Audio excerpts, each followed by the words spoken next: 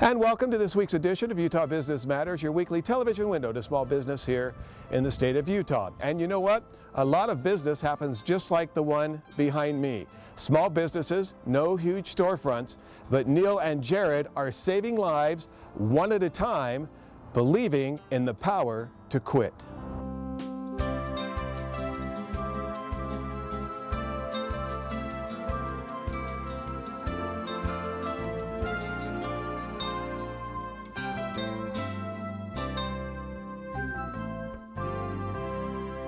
Many addicts get to that point where they're so hopeless that they don't know where to go and they can't touch or feel hope anymore. And I was there.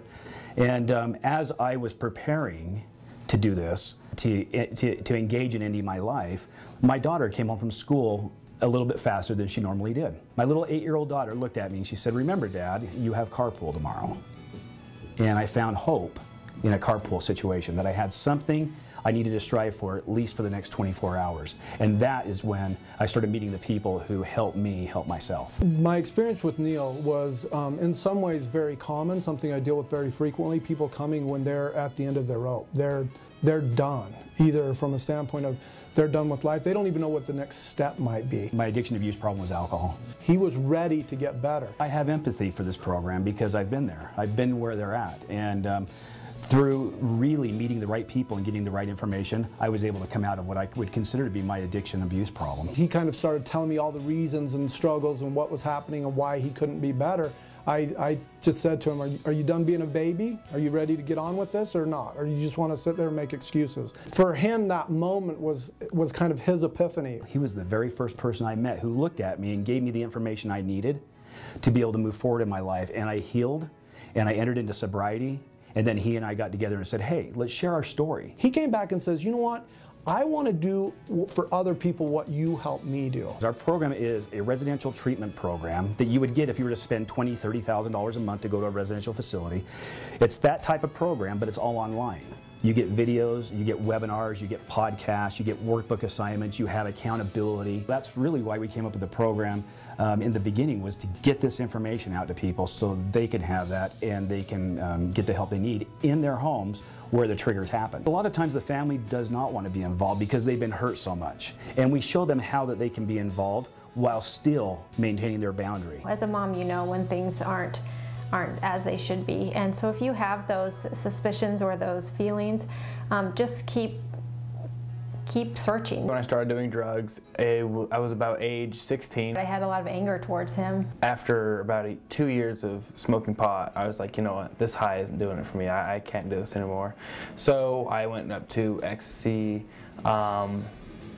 pills, speed, anything that could get the next high. So when it happened, I was terrified. I just one day decided I couldn't do this anymore. You know, I had lost relationships with my parents, my friends, my family. I wasn't liking the road I was going down. That was one thing that Power to Quit did that really helped. They just took it one day at a time, one step at a time. You know, Trent didn't have to worry about what he was going to do for the week or the month or the year. All he had to worry about was what to do, what to focus on that day. The first time I came in here, they showed me that I can turn everything around. I can, you know, be successful in life. I can go to college. I can do whatever I want. Of all the people that we deal with and help and that I've been around that have had addiction and have made it to that other side, meaning sobriety, that they've conquered their addiction, they're living good, happy, productive lives, I have yet to meet one who would give up their experience of addiction. It's something horrible that happened in my life, but it was an experience, it was a learning experience. I now know what type of person I am. Trent's a completely different person now. I've been clean for over 2.5 years now. I can definitely say I like him. I like him as a person and I love him as my son. We have programs for pornography, we have programs for alcohol, we have programs for drugs and substance abuse issues.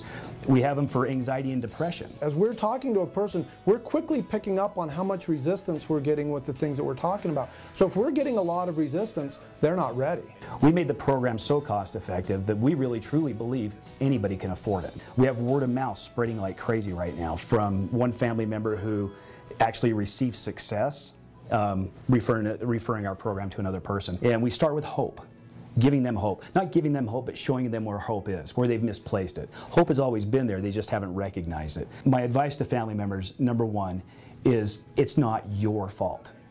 Don't take responsibility or assume responsibility for another person's action. Yeah, it's frustrating, but the minute you start getting so much anxiety and so much stress and so much emotional integration into that behavior, you give all the power to that person who's using drugs, all of it. It's just you don't have the skills to deal with someone who's addicted. You don't. And family members need to recognize that and get help to learn how to deal with an addict. Because quite frankly, most of the things that people intuitively think are helpful are actually enabling the addict. When I was at my point of absolute destruction, rock bottom, suicidal, I was clear down here.